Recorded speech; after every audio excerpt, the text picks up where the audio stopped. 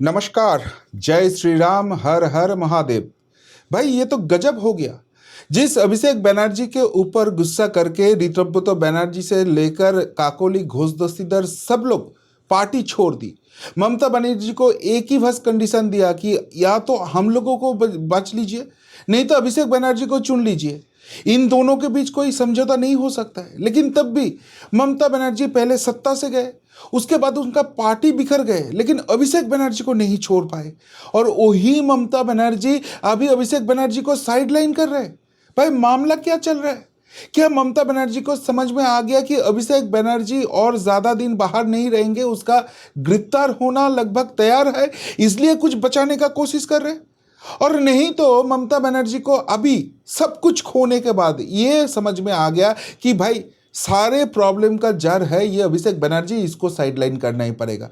चल क्या रहा है ये जो बात हो रहा है एक एक करके, वो अगर आपको आप बोलेंगे पॉइंट वाइज तो आपको समझ में आएगा क्या एक्चुअल में क्या हो रहा था। देखिए, ये जो अभिषेक बनर्जी है, ये जब पार्टी में इनको लिया गया था तब से ही इसको एकदम टॉप लेवल पे लेके आने का ममता बनर्जी ने बहुत कोशिश किया। और उसके लिए उसके सारे जो तमाम नेता है, पहले मुकुल राय, उसके बाद शुभेंदु अधिकारी, सब लोग ने पार्टी छोड़ा था। और तृणमूल कांग्रेस का जाने का जो भी सीरिया है तब से चालू हो रहा था। लेकिन ममता बनर्जी अभिषेक बनर्जी को नहीं छोड़ा। और ये अभिषेक बनर्जी धीरे धीरे धीरे धीरे पूरा पार्टी का कैप्चर कर लिया। उसका छोटे से छोटे जो संगठन परिवर्तन होता था, बूथ लेवल में भी कुछ करना होता था, तो ये अभिषेक बनर्जी करते थे। और इसके लिए अभिषेक बनर्जी ने आईपैक जैसे कंपनी को इंट्रोड्यूस किया। और वो तृणमूल कांग्रेस का बिखर जाने का, उसका जो भी करप्शन है वो हाईएस्ट लेवल पे लेके गया। और इसलिए आज तृणमूल कांग्रेस का ये हाल है। लेकिन फिर भी ममता बनर्जी ने अभिषेक बनर्जी को कभी साइडलाइन किया ही नहीं। लेकिन अभी जो सिचुएशन आ रहा है, ये अभिषेक बनर्जी तृणमूल कांग्रेस में कहां पर है, ये सवाल उठ रहा है। क्यों? क्योंकि आपको मालूम है, जब ऋतव्रत बनर्जी ने वो एमएलए के सारे टीम लेके विधानसभा में अलग हो गया, उसके बाद जब काकोली घोष दस्तीदार सिद्धांत ली कि भाई हमको एमपी लोगों को भी ऐसे अलग सा ब्लॉक बनाना पड़ेगा, तभी ममता बनर्जी अभिषेक बनर्जी मिलकर सारे जो कमेटी है उनको तोड़ दिया था। और उसके बाद फिर से उनका जो सर्वभारतीय कमेटी है, राज्य कमेटी है, वो सारे बनाया गया। और वहां पर अभिषेक बनर्जी को फिर से ऑल इंडिया जनरल सेक्रेटरी का पोस्ट दिया गया। चलो ये सब तो ठीक है, लेकिन ऑल ऑफ ए सडन कल से एक अचानक एक नए मोड़ आ गया तृणमूल कांग्रेस का रणनीति में। क्या है? अभी जो उनका राज्य सभापति बने चंद्रिमा भट्टाचार्य, जो एक्स मिनिस्टर हुआ करते थे, जो खुद हार गई इस बार, उसको पूरा पावर दिया गया है राज्य सभापति। और राज्य सभापति के होने के नाते इनका जितना भी कमेटी है, इतना जितना भी जिला कमेटी है, सब कुछ अभी चंद्रिमा भट्टाचार्य वहां पर कंट्रोल कर रहे हैं। और जिसको जिसको रिस्पॉन्सिबिलिटी दिया जा रहा है, सारे अभिषेक बनर्जी के एगेंस्ट में है और कट्टर ममतापंथी है। इन लोगों को ही सारे जिले में पावर दिया जा रहा है। और उसके हाथ में यह भी छोड़ना जा रहा है कि उसके बाद का जो भी कमेटी है, जो ब्लॉक लेवल में होगा, जो बूथ लेवल में होगा, यही लोग ही कंट्रोल करेगा। उसके मतलब no IUPAC, no Abhishek Banerjee. Mamata Banerjee ऐसे क्यों कर रहे हैं? आपको कुछ नाम मैं बताता हूं। मदन मित्र, दमदम का पूरा रिस्पॉन्सिबिलिटी इसको दिया गया। कौन है मदन मित्र? यही है वो मदन मित्र जिसने बोला था आईपैक से पूरा तोलाबाजी होता है, आईपैक सारे तृणमूल नेता से पैसा मांगते हैं उसको पोस्ट देने के लिए, उसको मिनिस्ट्री देने के लिए। वो मदन मित्र को अभी दमदम दिया गया है। दूसरे किसी को दिया गया है महुआ मैत्रो, कृष्णनगर में उसको पूरा रेस्पॉन्सिबिलिटी महुआ मैत्रो का है अभी।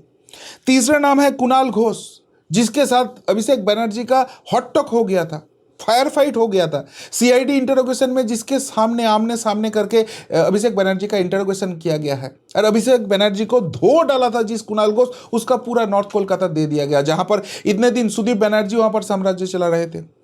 उसके बाद बैसनर चैटर्जी को दक्षिण कलकत्ता, जो ममता बनर्जी का खुद का घर है, वहां पर उसको रिस्पॉन्सिबिलिटी दिया गया है।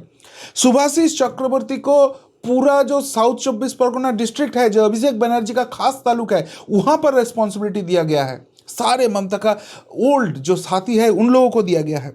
राजीव बनर्जी जो एक बार 2021 के पहले टीएमसी छोड़ा और भाजपा ज्वाइन किया था, तब ममता बनर्जी ने बोला था ये राजीव बनर्जी चोर है। ये जब मिनिस्टर था तो मिनिस्ट्री में बहुत सारे चोरी घोटाला किया है। उस राजीव बनर्जी को हावड़ा का जो ग्रामीण इलाका है उसका पूरा रिस्पॉन्सिबिलिटी दिया गया है। असित मजुमदार, जिसको हटा के अभिषेक बनर्जी का बहुत ही क्लोज माना जाता, देवांशु भट्टाचार्य को चुचुरा में इस बार असेंबली का टिकट दिया गया था। देवांशु तो हार गया, उस असित मजूमदार को पूरा हुगली डिस्ट्रिक्ट का रिस्पॉन्सिबिलिटी दिया गया है। इसके मतलब जो भी अभिषेक बनर्जी का करीब होते थे, जो अभिषेक बनर्जी डिसाइड करते थे, वो सब कुछ हट रहा है। और जो ममता बनर्जी के पुराने साथी हैं, जो सीपीएम के साथ लड़े थे, उन सारे लोगों को अभी वापस लेके आ रहा है। तो इसके मतलब क्या है? अभिषेक बनर्जी का टीएमसी के जो भी खराब था, जो ये रितोब्रतो काकोली का मानना था, वही चीज अभी ममता रियलाइज कर रहे हैं और इसलिए अभिषेक बनर्जी को सारे पावर वो हटा रहा है। और नहीं तो ये भी हो सकता है कि जैसे सीआईडी ईडी अभिषेक बनर्जी को घेर रहा है, अभिषेक बनर्जी ज्यादा देर तक बाहर नहीं रहेंगे, कभी भी किसी भी वक्त जेल जा सकता है। और उसके प्रिपरेशन अभी से चालू हो गया। इसलिए जो पुराने साथी है, जो किसी भी हाल ममता बनर्जी को नहीं छोड़ेंगे, उसके ऊपर रिस्पॉन्सिबिलिटी दिया जा रहा है। जो भी है, अभिषेक के लिए अच्छी खबर नहीं है। लेकिन ममता बनर्जी का आज और एक स्टेप था जो सबको चौंका दिया। Mamata Banerjee all of a sudden आज कोलकाता हाईकोर्ट पहुंच जाती है। किस लिए? भवानीपुर में जो रिजल्ट हुआ, जो इलेक्शन हुआ, उसमें गड़बड़ है, ये लेके उनको मामला करना है। लेकिन यहां पर बहुत सारे सवाल पैदा हो रहा है। नंबर 1 जो सवाल है कि ममता बनर्जी का ड्रेस आप देख सकते हैं, सिंपल, जैसे वो साड़ी वाड़ी में होते हैं वैसे ही गई है। लेकिन इसके पहले जब भी वो सुप्रीम कोर्ट जा रही थी, जब भी वो पिछले बार इलेक्शन हारने के बाद भी हाई कोर्ट आए थे, तब उन्होंने वकील का गाउन पहन लिया था और बोल रहा था कि मुझे ही एडवोकेट करना है। लेकिन आज वो सारी चीज में नहीं गए, क्योंकि ममता बनर्जी को भी मालूम है वैसे करेंगे तो और भी फंसने वाला है। सबसे बड़ी बात है यहां पर, जब ममता बनर्जी को सांबादिक बंधु लोग प्रश्न कर रहे थे, तो ममता बनर्जी ने बोल दिया, भाई कुछ भी बात नहीं बोलना है, कल्याण बनर्जी को आगे कर दिया। इसके मतलब अभी जर्नलिस्ट को फेस करने का ताकत भी ममता बनर्जी को नहीं है। तीसरी बात है, ममता बनर्जी ने पहले डिमांड कर रही थी कि भाई यहां पर 220 से 230 ऐसे सीट्स है जहां पर गड़बड़ हुआ है, भाजपा ने चोरी करके वहां पर जीता है। लेकिन जब मामला करने का टाइम आया, ममता बनर्जी बस अब खुद का भवानीपुर लेके आ गया है। अब यहां पर भी सवाल उठ रहा है कि भाई जब नंदीग्राम इलेक्शन आप हार गए थे 2021 में, तब भी आपने मामला किए थे, लेकिन 5 साल में उसका एक भी हियरिंग आप कर नहीं पाए। जब वहां पर हियरिंग करने का कोशिश किया गया, आपने बोला जो विचारपति है, जो जज है, वो भाजपा का है और इसलिए आपको फाइन भी लगा था। तो अगर नंदीग्राम 5 साल में आप एक भी हियरिंग नहीं किया था, तो भवानीपुर का भी तो ऐसे ही है। और एक बात देख लीजिए, ऑनरेबल सुप्रीम कोर्ट का वर्डिक्ट से ईसीआई का क्लियर जो बोलना था कि भाई अगर आपको गड़बड़ी लगे तो आप विद इन 45 डेज ये मामला कर सकते हो। तो अभी वो जो लाइन है वो खत्म होने जा रहा है। 43rd डे हो गया रिजल्ट निकलने के बाद, तब आके ममता बनर्जी क्यों मामला ठोक रहे हैं?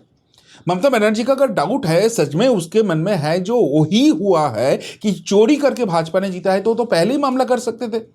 अभी मिनिस्ट्री फॉर्म हो गया, सीएम ओथ ले लिया, मिनिस्ट्री का डिस्ट्रीब्यूशन हो गया, सब लोग ये स्वीकार कर लिया, तृणमूल का लोग भी स्वीकार कर रहे हैं कि हाँ सच में तृणमूल हार गए।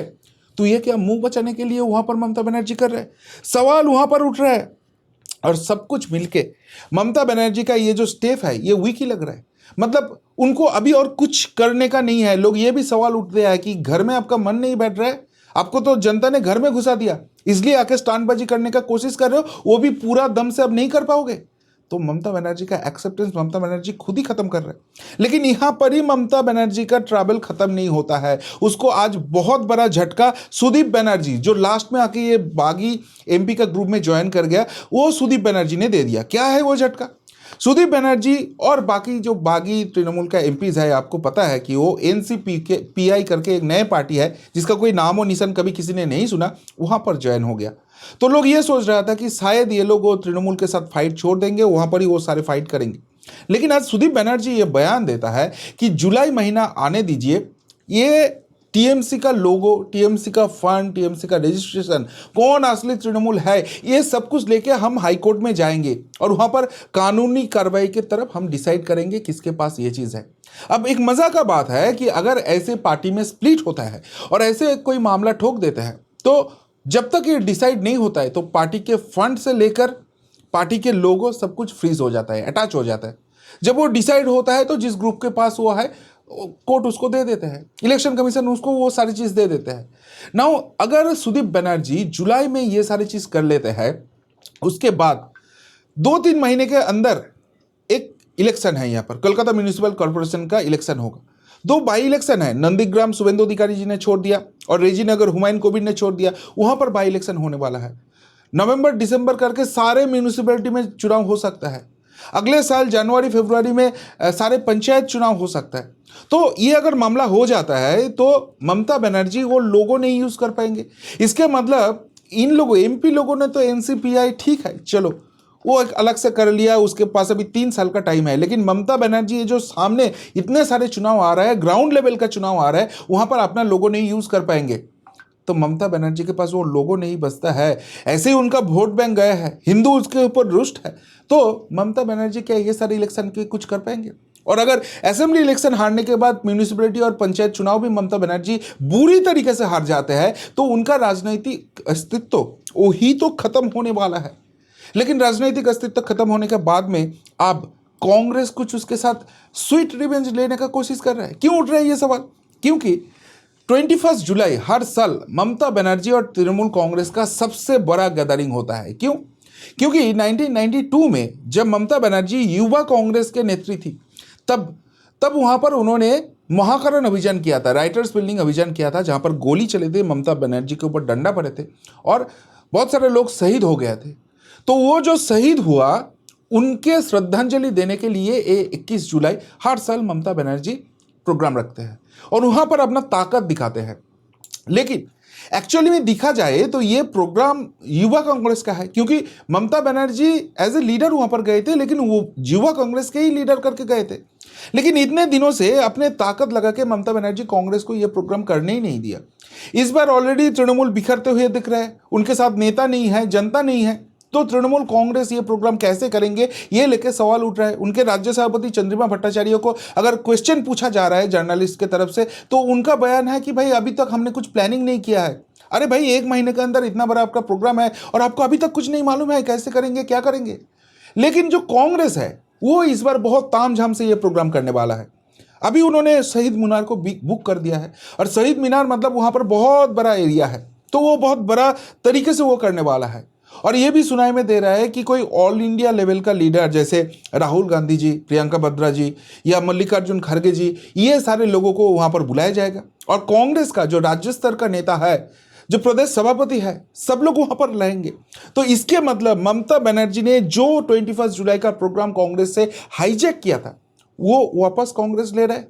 अगर ममता बनर्जी इस बार ये प्रोग्राम ठीक से नहीं कर पाते और कांग्रेस बहुत अच्छी तरीके से कर पाते तो इसके मतलब तृणमूल कांग्रेस का जो भी सर्वाइवल का चांस था पॉलिटिकली वो खत्म हो जाता है और वो पूरा वोट बैंक कांग्रेस की तरफ शिफ्ट हो जाता है।